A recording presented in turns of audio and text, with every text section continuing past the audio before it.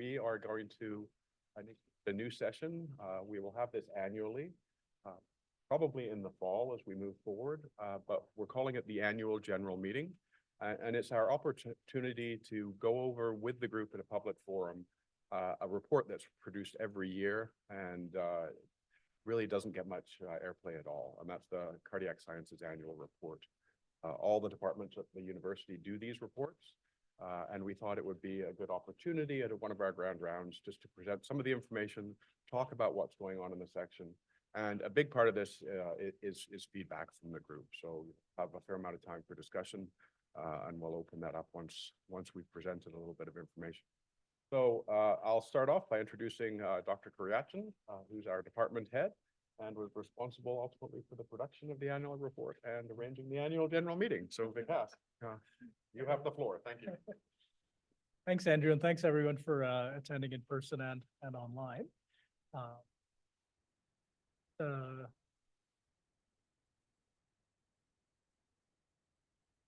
Start with a land acknowledgement. Just want to take this opportunity to recognize, acknowledge, and pay tribute to the traditional territories of the people.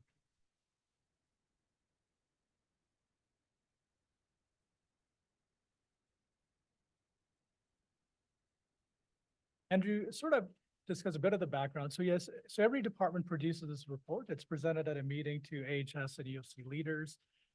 We presented it usually around September. And thought we should really maybe, make sure our members also, get access to the report and give us a chance to talk about it and maybe feedback on how we can improve things. Many of you probably are familiar with the annual report because you usually get an email in the spring asking for contributions to it. And many of you do, which is very helpful because that's really what makes them. I think this year our medical affairs group put it all together, but in the past, Libid has also put much of it. Obviously, thanks to everybody's efforts in contributing and putting things together. So the plan today, I'm just going to present some of the highlights. The actual PDF of the report was sent in the email and I think in the calendar. We'll talk some of our priorities for our groups and then hopefully have time for some Q&A and discussion and feedback. I'll start just with our department leadership. So as you know, I think Andrew said, I think all of you know me. I'm the department head for cardiac sciences. And Dr. Howard is our section chief for cardiology, and Dr. Kidd is our section chief for cardiac surgery. We have a bit of a unique setup in Calgary in that we actually have a department of cardiac sciences. In many centers, cardiac surgery belongs to the Department of Surgery and cardiology belongs to the Department of Medicine. But in Calgary, we kind of separated and formed our own department, but over 20 years ago. And it gives a lot more autonomy and control in things that we do, our funding and things like that. And so pretty unique in that, but it's not that unique. There are many other centers that have a Department of Cardiac Sciences. But in our roles, we're very intertied when we do medical care with cardiac anesthesia and cardiac critical care. So both those groups do belong to their own departments, but we sort of share them in a way. So they belong to both groups to some extent. So Dr. Chris Persinkowicz is the head of cardiac anesthesia and Dr. Ken Parhar for critical care. The other groups that we work very closely with, as you know, over the last year, we've split the leadership structure from one leader for the department and Libid to having two separate leaders. So Dr. Fedak is the director of the Libid Cardiovascular Institute, and that's the institute that we work very closely with. Amanda Weiss is our executive director and head of operations, and then Andrew Jenkins has his own clinical department. For all groups and leaders that we work very closely with. One of our newest leaders is Dr. Bill Kent. He just started as our deputy head of education for our department and looking forward to what he's going to bring to our department for our education portfolio. And I just wanted to mention that on the cardiology side, we do have cardiology site leads for all the hospitals. So Dr. Keir for PLC, Dr. Jelani for Southfield Campus, Dr. Keeley for Foothills, and Dr. Sharma for Rocky View. Our main footprint for our department is at the Foothills Hospital, and especially for cardiac surgery, cardiac anesthesia, and cardiac critical care. This is the only site where they really impact. But on the cardiology side, there is a presence of all the other hospitals as well in ways of clinics, testing, as well as inpatient ward and CCU. And Although, as I mentioned earlier, the leadership structure has changed, our plan is still to work together as we've always done with the Libin Institute, so that AHS, UFC, and Libin are.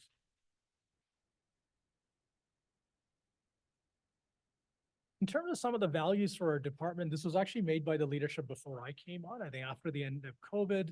I think a lot of these are still very relevant for our group. So this is really focusing on promoting patient-centered clinical care and really tying in innovations with value, cost, and quality, and using AI, clinical data science to really get the most out of that value, and overall integrating and collaborating all these aspects together to continually improve our programs. The Libin initiatives are also something that I think all of us are familiar with and we work together with as well, such as precision medicine, the clinical innovation, P2 initiative, and the Women's Cardiovascular Health Initiative as well. In terms of going into different components, in terms of clinical care, so our clinical care providers are, the cardiology is the biggest group, it's 66 cardiologists. The numbers always fluctuate a little bit, but this gives you sort of the approximate number. And the other groups with cardiac surgeons, cardiac anesthetists, and cardiac intensivists are usually around 10. When you look at all the 4 sites, we probably have almost 1,000 allied health professionals that work in our group. And these are the primary sort of healthcare providers, but we do have scientists working in our group, such as Rob Rose and Jim Lee. I always say, we pack a pretty big punch for our size. We're a small to medium-sized department, but if you look at what we do, I just listed some of the procedures and diagnostics testing, but the same is true when you look at discharge summaries, emerge consults. We carry a lot of volume and sick patients as well across Calgary.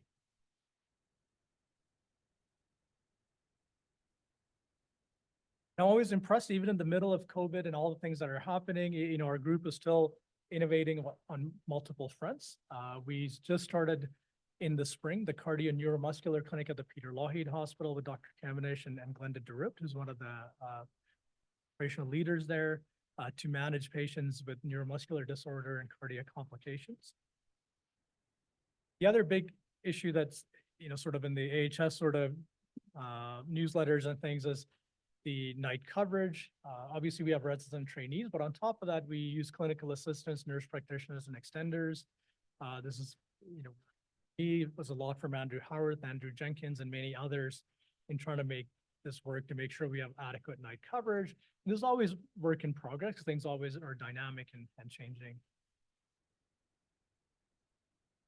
On the education side, I think a huge achievement we should all be proud of and are part of is when our accredited programs all got reviewed by the Royal College in the fall.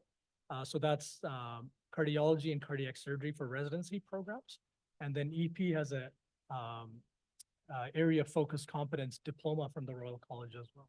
And all 3 programs did really well on their review, which is really great news because many programs did not do well after COVID.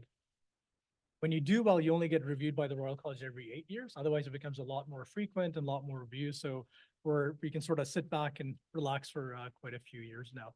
And this is obviously, thanks to all of us who, create a great learning environment for our trainees, but especially for all the program admins and the program directors who, put a lot of effort into making sure we have excellent training programs. Again, just another touch on education. We have both clinical and research trainees, and when you look at scholarships and awards and things they get, it's very impressive. And I think on the education front, we shouldn't forget to also recognize that although we're a small to medium-sized department, 4 of our members are various deans at the University of Calgary, including the Dean of Medicine, Dr. Anderson, who's our department member as well. Again, some highlights from research and collaborations that we have. So the Canadian Women's Heart Alliance recognized 2 of our members and they received awards. Dr. Raj is also our department member. He got a Senior Investigator Award for long COVID research on autonomic disturbances. Dr. Dumansky is a Libin member, not our department member. I think she belongs to Department of Medicine, received an Early Career Investigator Award for her research. And you guys have probably seen all the emails, but we're very excited that Dr. Rupinder Sandhu has started as our Director of Women's Cardiovascular Health Initiative. and the Martha Bauer Chair in Women's Cardiovascular Health. She just started in December, and we're really looking to see what she brings in the next few weeks and months to this program. Dr. White has, I know, presented here before about precision medicine, which is a very important priority for our department, Libin, as well as for the Cummings School of Medicine, really using big data and AI machine learning to improve patient outcomes, perhaps cost savings as well, which is a very big project and has been going on for many years and continuing to. When you look at sort of clinical innovations, I'm just naming a few. We actually have quite a few things that we do every year, which is amazing. So this is one of the, I think, press headlines that I saw about how Dr. Holloway and Dr. Noss from cardiac surgery and cardiac anesthesia were involved in some of the first minimally invasive direct coronary bypass surgeries here. We're also very at the forefront for minimally invasive cardiac valve surgeries as well. These require, special cardiac surgery as well as anesthesia technique. Also on the news was how we are emerging as a leading hub for leadless pacemaker training. We were involved in many of the studies and being our trainees, but as well as others on the implants of these devices. Just wanted to add this in. It's so the Cummings School of Medicine sort of released what is sort of like a strategic plan for them just recently. And many of their priorities I think make sense and align with what we would think are very good sort of pursuits as well. So at the core of what they have, what they're looking at is really the people and communities, and around it looking at making sure there's Indigenous health, using translational research for science and learning health systems, and education at the core of what we do, and ensuring social justice through health equity. We obviously work very closely with the University of Calgary on many fronts, and especially when it comes to recruitment and academic recruitments, it's going to be really important that their values and having people in community really aligns with us. And the other group, of course, is the Libin Institute that we work with for many of these priorities as well as for recruitments. The other surprise that came along was the AHS restructuring that probably all of you have heard about. So instead of one big AHS organization in November, it was sort of announced that it'll be broken up into 4. So it'll be a primary care organization, acute care organization, continuing care, and mental health addiction mental health and addiction. And presumably most of us will be part of the acute care organization. The details are still being worked out, and it sounds like we probably won't know till the fall this year of what that fully looks like. I think like any, thing that comes along the way, there's probably gonna be opportunities here, and maybe this really gives us a chance to focus on what we do in the acute care setting. Lots of unknowns still, right? Many of our members have community cardiac clinics, and are they part of acute care or will they be completely separate? These are still not known. I'm going to stop and let Dr. Howard come up, who's our section chief for cardiology, and say a few words.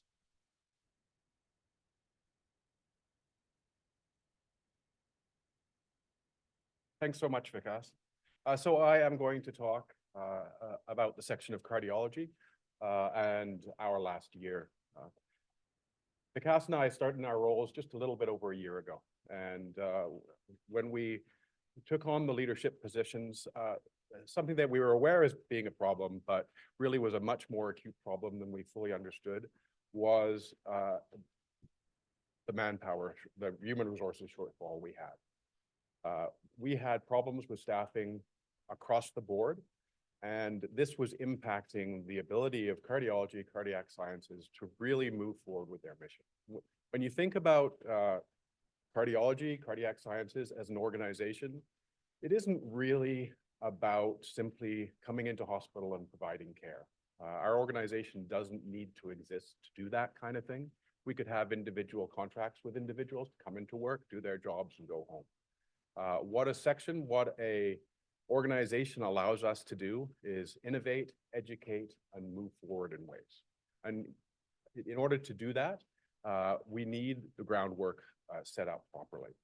And with a shortage of staff, that mission was compromised. When you break down the problems that we were having a year ago, we had a problem with the support, the medical affairs support team, a group that I've started to call house staff. we had a shortage of cardiologists able to do service and provide service in the hospitals. And we had shortages in nursing and technical support groups. Really, right across the board, there was a shortage of people, and therefore the individuals in the organization were being overworked to try and cover those gaps. And in that situation, we were kind of frozen in what we were able to do. People were simply working too much, and engagement had become an issue because people were doing more than they were willing to already, simply providing the clinical care. So, as I say, the section is about more than providing clinical service, but we can't educate, we can't innovate, and we cannot improve without our clinical house being in order.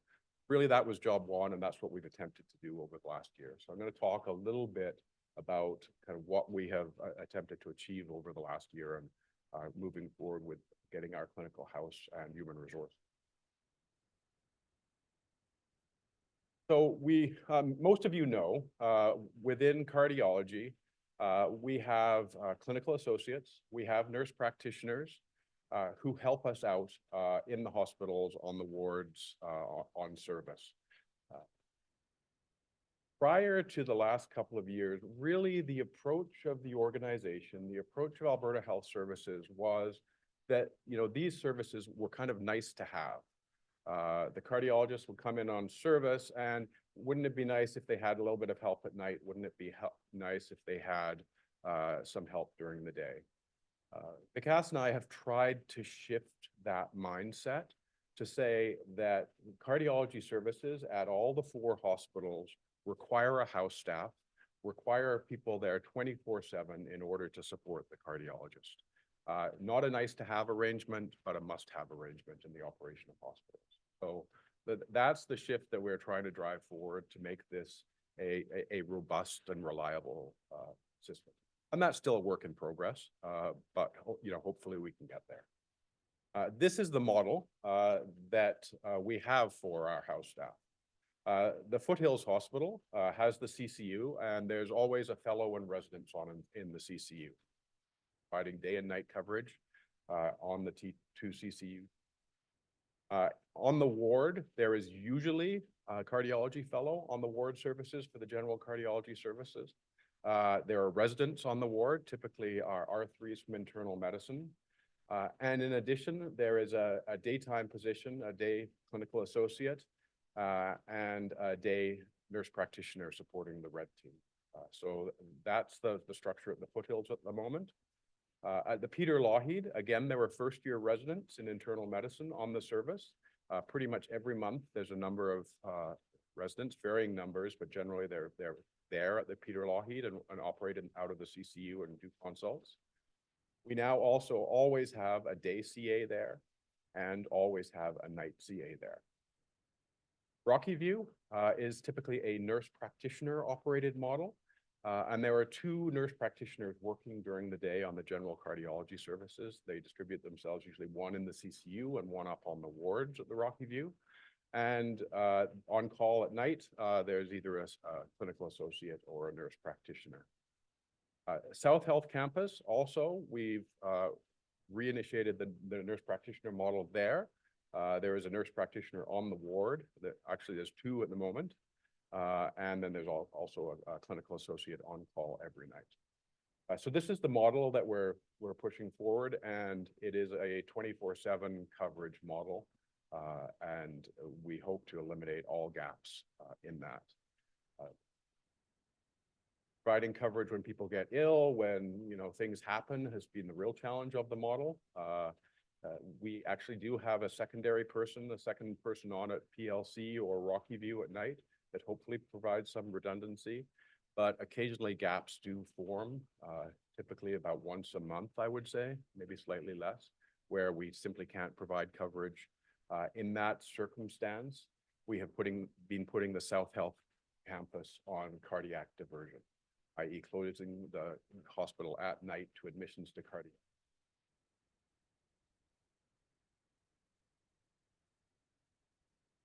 Hopefully, as we move forward, so that's the house staff model. And as I say, not a nice to have, but an absolute requirement to run.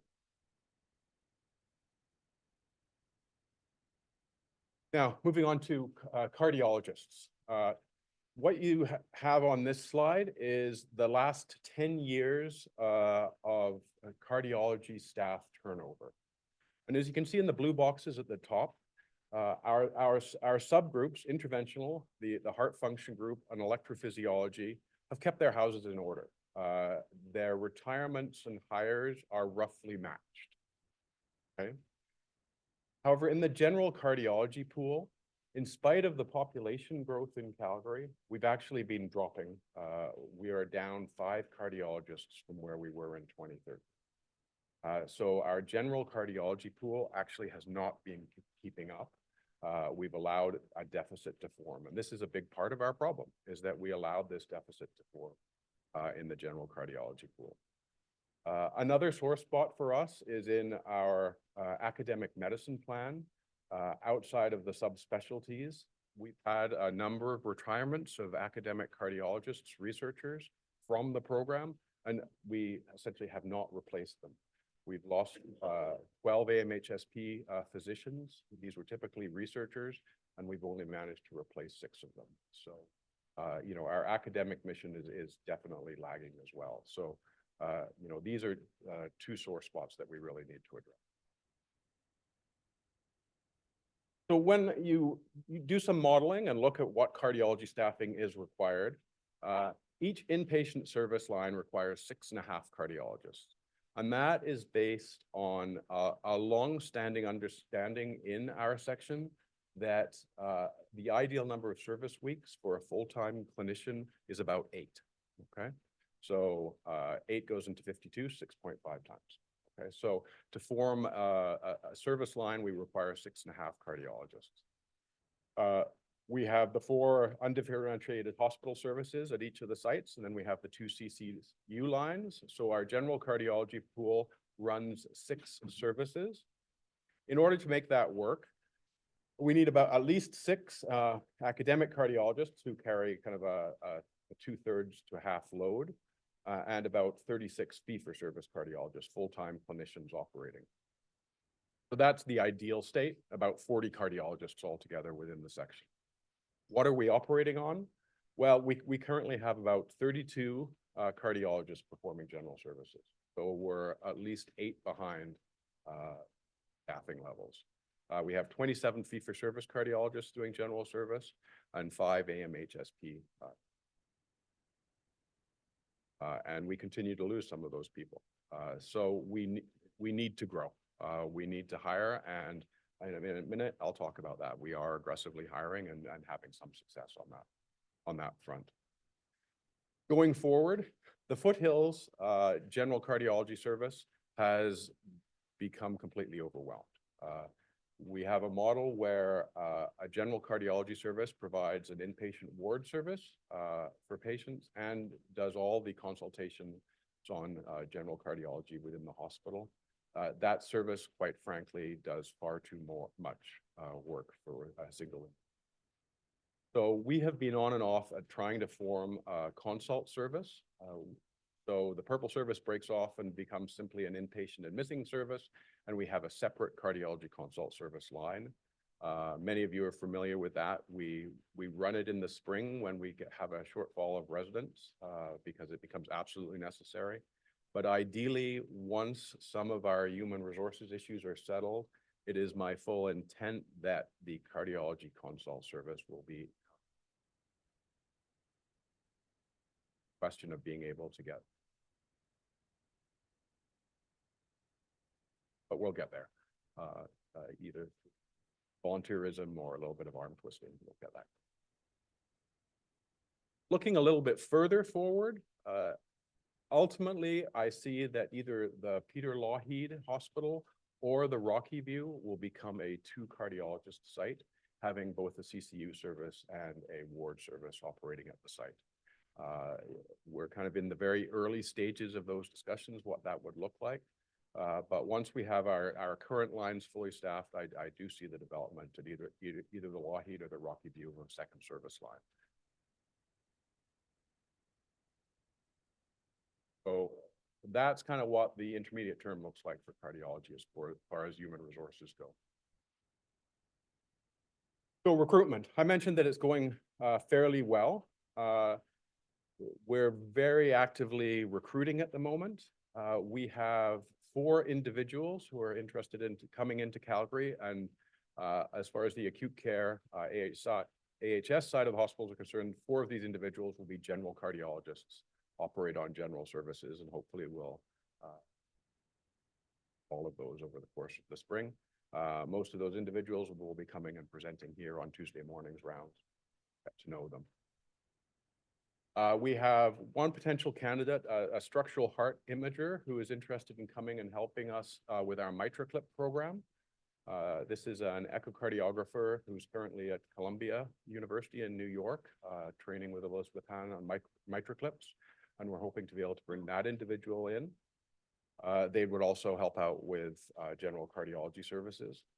There is an electrophysiologist, general cardiologist, who will run an outpatient electrophysiology practice and also work in the hospital in general cardiology. We're recruiting a 3rd interventionist. There's 2 new interventionalists who started this year. There will be a 3rd interventionalist who's also training in TAVI and MitraClip, joining that group, hopefully over the next year. And another very sore point for our section is our nuclear CT and CMR imager. We are profoundly short of cardiac imagers in these areas, and we have at least 2 or 3 positions in that area, and there are a couple of candidates who could. So that's what the next year looks like. And as you can see, we'll probably fill a gap of at least 6 of the 9 cardiology shortfalls that we have in the general service. So really hoping that next year looks a lot better from kind of our ability to staff the services, have people doing the amount of work. Hospital on clinical service. So once we achieve relative balance in what we can deliver clinically, then we can start looking at a section at what we can do as a community, what we can do to innovate, grow, recruit interesting people, and meet the goals of the medical school, right? Native, community of inquiry, really. So that's going to come down to engagement, and that's a discussion that I do want to begin to have with the section about improving engagement in our mission as an organization, as a group. There are a whole series of roles that need filling. There are educational roles, there are support roles, administrative roles, research roles that need to be covered, and we really are not appropriately filling and engaging those roles. And I understand why. I have discussions with people all the time who say that they're simply too busy, they've taken too much on, we don't have the people to do the job that will really. But if we backfill that, perhaps we'll be able to get to a spot where we can start to improve and people can do more than simply arrive at the hospital and provide clinical service and go.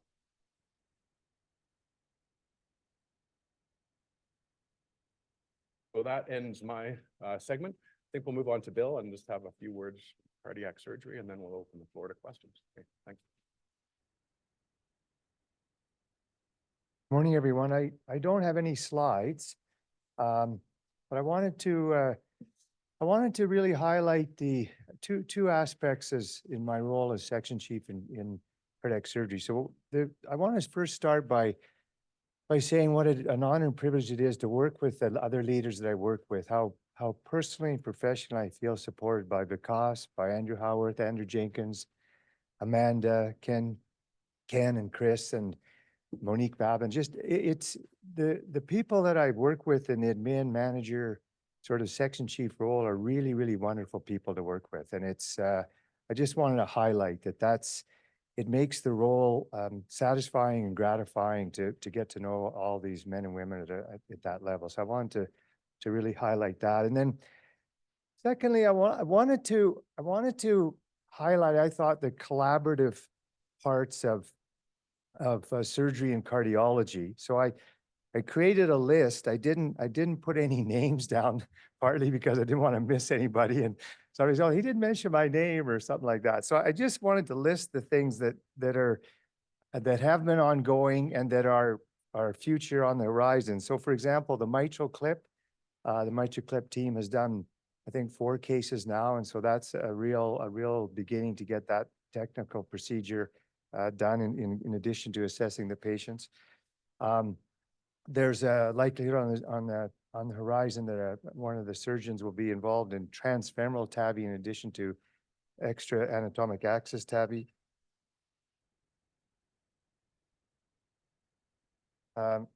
Lead extraction, one of the surgeons is getting more and more involved in lead extraction.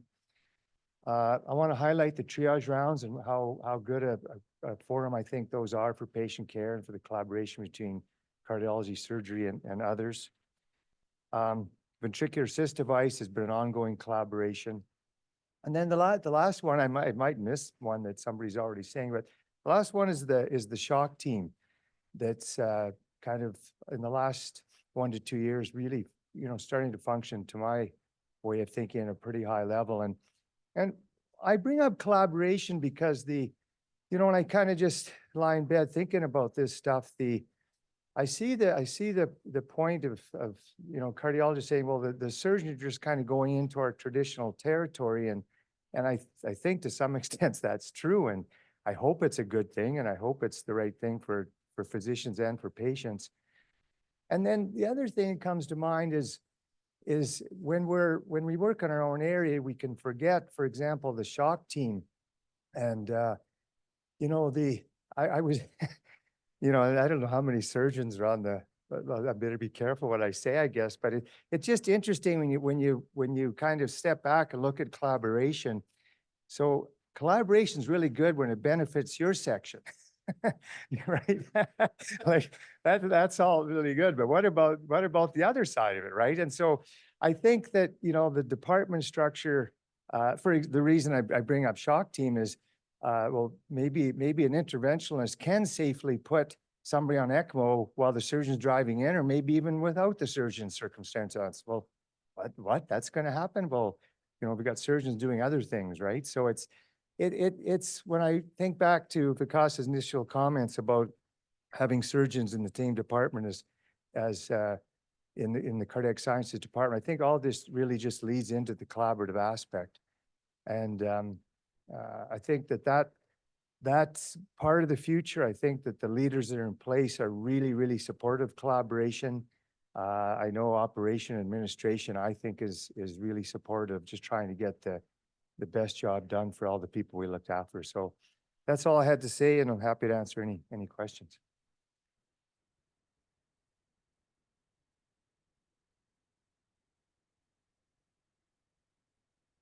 Andrew, and I just want to add to Bill's comments as well. I think that, collaborating is very important, and from the AHS, point of view, especially for procedures, really that people who are doing the procedure should have the right training. They don't, nobody owns or, procedures and spaces don't belong to, any people. And this is actually a big topic across North America. There's a lot of groups where cardiologists and cardiac surgeons aren't getting along because of, some of these issues. So I think it's really important that we work on ways to collaborate and do things together. And I think that's really the strength of our department. And Bill's absolutely right. Like, for example, when I did my EP training, I did part of my training in Boston. I remember one of the senior EPs there telling me when he first started to put pacemakers in, he was not allowed to use cautery because they said that's a surgical tool. So, the mindset obviously, changes over the years. And, so I think the important thing is we try to work together, make sure that people who have the right training are doing the procedures. I said one more slide just to kind of summarize things, and we can open it for questions. Is I think going through what was, Andrew mentioned as well, I think the recruitment and retention is a big deal, and really making sure we're the night coverage and day coverage, clinical as well as academic recruits, and how do we, attract them. The one that we really need to fill soon would be the scientific director for the Stevens MRI Center. So that's an academic recruit that we're looking for to fill that position. And I think EDIA and wellness are, very important for any organization. There's actually some very positive news for this. So AHS has actually allowed us to have a 0.1 FTE for 2 positions in this realm. And we're just getting the final sort of paperwork done, and there'll be a posting up, and I'll send an email out with the job descriptions, et cetera. Because I think it's really important that there's actually a recognition for these roles from our actual organization with FTE. I think a big issue we face, especially on the clinical service side, is our problem with basically a mismatch of, resources, supply and demand. Probably a result of Calgary growing quite a bit in the last 10 years, but we haven't really grown the same way. So wait lists are a huge issue, like many other departments, not just us. And it's not necessarily because of staffing, although some of it to some extent, but it's mostly because of the space to do the procedures or imaging in. I actually think now with the whole, change in AHS structure, and now that we're getting an acute care organization, maybe this is an opportunity for us to really focus on this. There's been interest from higher leadership on how do we improve this. So I put together a briefing note, and Amanda's reviewing it, and we're going to submit it, really looking for a few different areas that we can, maybe ways to sort of help with our wait list. One of the last things, again, is mentioned throughout today is, working and improving research and education and innovation. Partly there's funding and access concerns, especially for fellowship programs. There's not always definite funding, and how do we keep that sustainable and going? And as Bill mentioned as well, collaborating on projects, research and educational, but also on innovation and new procedures. And I think the last thing, not necessarily a priority that we might have wanted is, how do we function with AHS restructuring in the sort of the new realm that's coming about. Just really wanted to, thank all of you, because I think, when people look at the jobs that, me, Bill and Andrew have, I think one of the best things about it is, like, as Bill reflected, is really the people we work with. And especially when I look at other departments and when I go to meetings, I'm like, man, we actually have a pretty nice group of people who are fairly collaborative compared to some of the other groups out there. And thanks to all of you, all our trainees, all staff and patients, because really it's everything coming together that makes us who we are.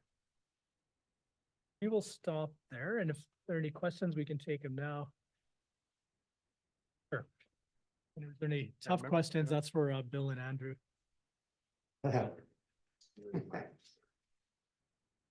Any questions in the room?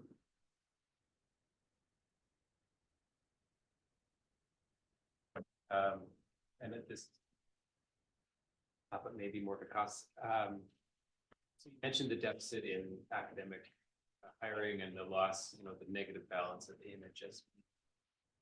What is that landscape looking like? I know it's been pretty tough to.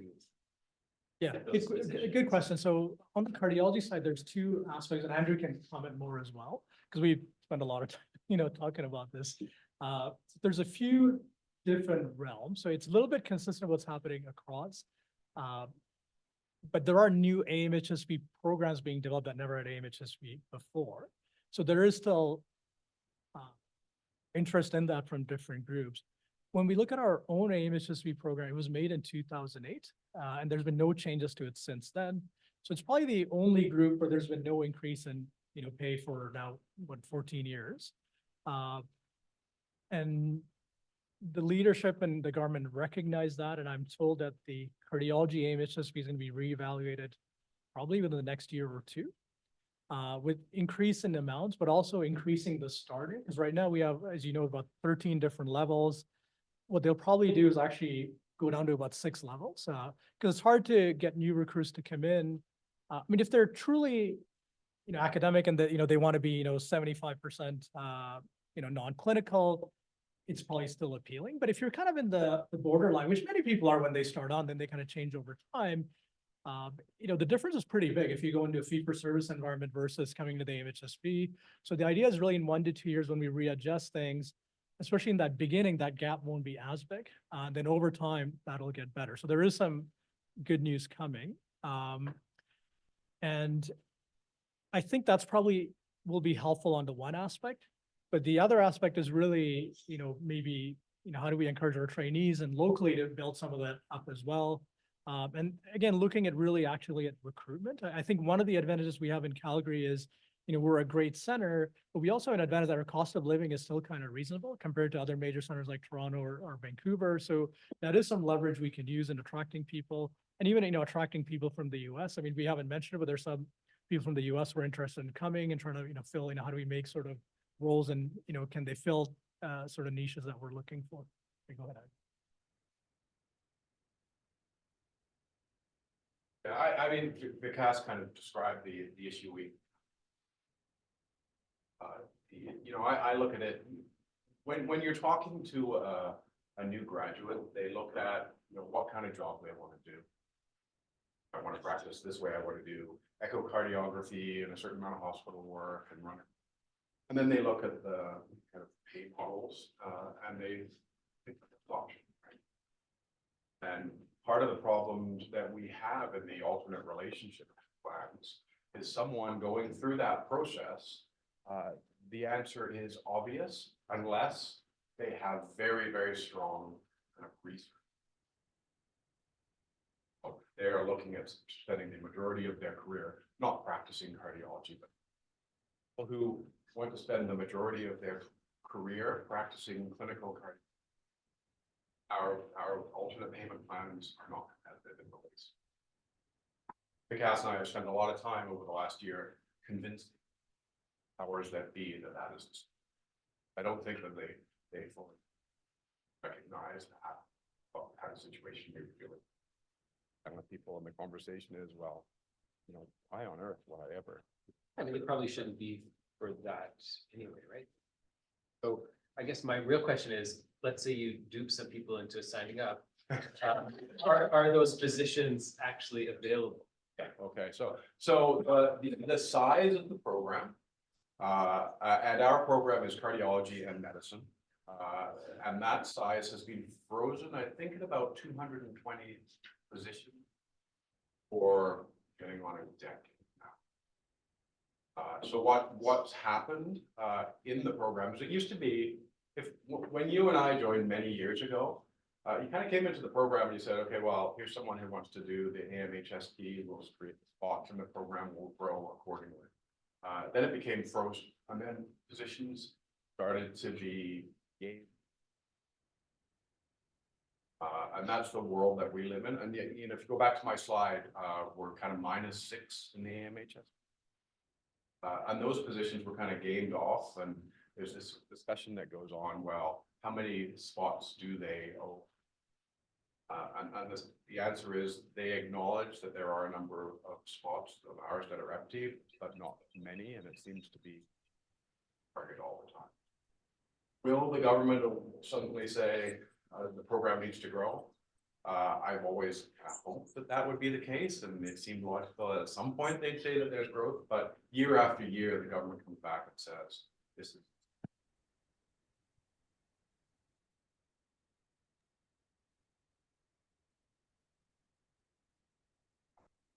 program as far as we're concerned. The only thing I'd add to that, Steve, is that. So, yeah, we were part of the medicine name, HSP pool, and the only reason it happened was that by the time we sort of became a department, that was already in the works. So it made more sense to become part of that instead of restarting the whole process. Yeah, the disadvantage is, it's very fluid, but that's also an advantage. Like, for example, Andrew said, if we had 6 positions that were sitting empty, they would be gone. Like, we would lose those, right? So when I talked about it, said, there's almost, I think it's like, I could be off on the number, but it's about, I think, 270 people on the game. So there's always people retiring and leaving. So as long as we give them a heads up, we can probably make it. And obviously people have ideas, but get recruitment for these positions, that's important. One of the things we've really clarified with our sort of MHSP leaders is, I think people are really going to be strong researchers, know what they're going into. But people are educators and, administrators, they won't really know that, right? I mean, nobody, comes in saying, oh, I'm going to be an educator. Some people might, but there's got to be a leeway where, people with those kind of interests can come still into MHSP and kind of explore what they want to do and grow, right? I mean, you and I can think of at least 5 people in our group who've changed over the last 10 years and what they do, or some even, less. So it's not a, great system, but there was an evaluation from the government. I can't remember the name of the report, you might, Andrew, where they looked at the MHSP, was an external review. And they actually, thought it was great value for the money. And that's actually where we also realized that the cardiologists are very underpaid. So that report was actually quite helpful. So I think it was cardiology, urology, and other groups that were significantly underpaid to what their counterparts make.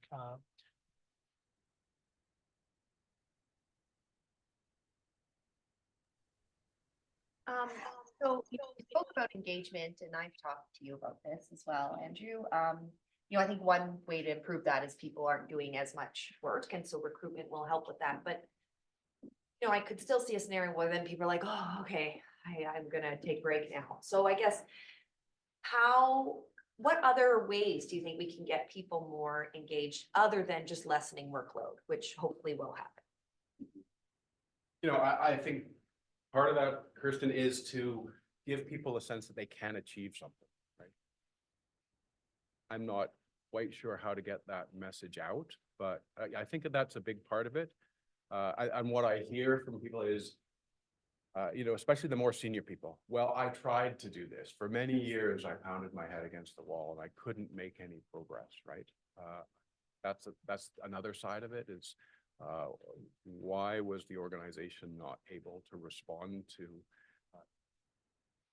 how to fix that? I'm not 100% sure, but I do know that's kind of another piece that needs fixing. Do initiate something. If you do initiate. I think, whether we can make sure those positions are supported versus actually taking on what they're set out to take on and not find other things that they didn't know. I think that's, us, but also from the organization to make sure there's adequate support from them. I think there's a lot of pieces that.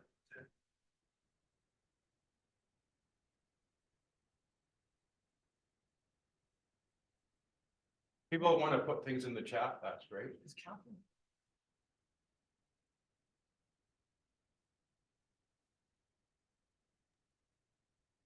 Hi, can you hear me? Go ahead, Catherine. I'm concerned about replacing our senior researchers. I'm sure we're going to have more retire in the next few years, and things are improving down the road. But we need to get in some mid-level senior researchers, and I'm not sure that the program is going to move fast enough to be able to do that.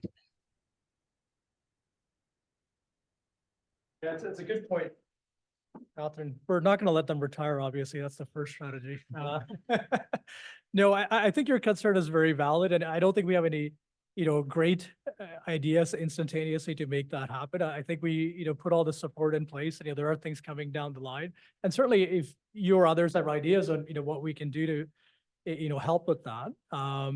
And partly it's even just getting the word out there, right? Because most people don't know what Calgary is. In Canada they might, but both AHS and UFC, especially for research positions, hiring people out of the country is actually not that challenging because you can get special licenses. So I think, with all the people in our department, I think we have lots of contacts across, Canada.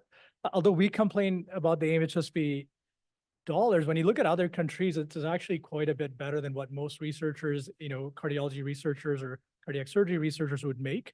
So I think it's still attractive. And I think if, people can get the word out and, stir up interest, that actually would help.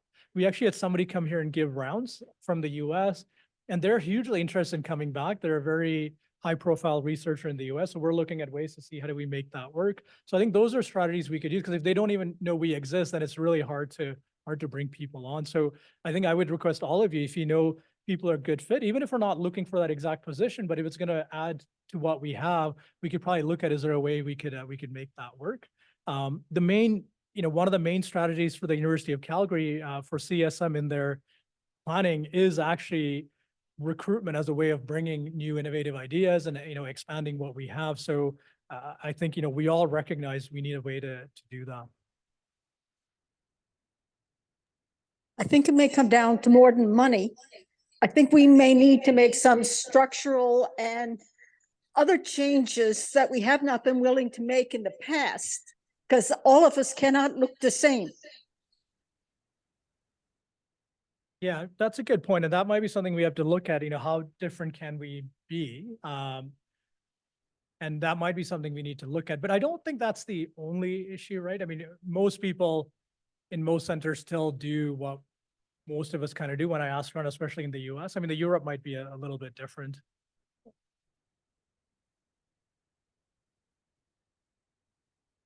Any other questions in the room or?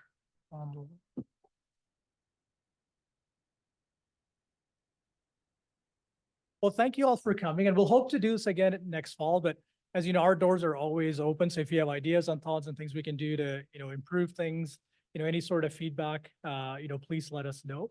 And again, Happy New Year, and hopefully we'll meet again and just have the same, similar kind of, discussion probably in the fall. Thank you. Hey, thanks, everyone. Have a good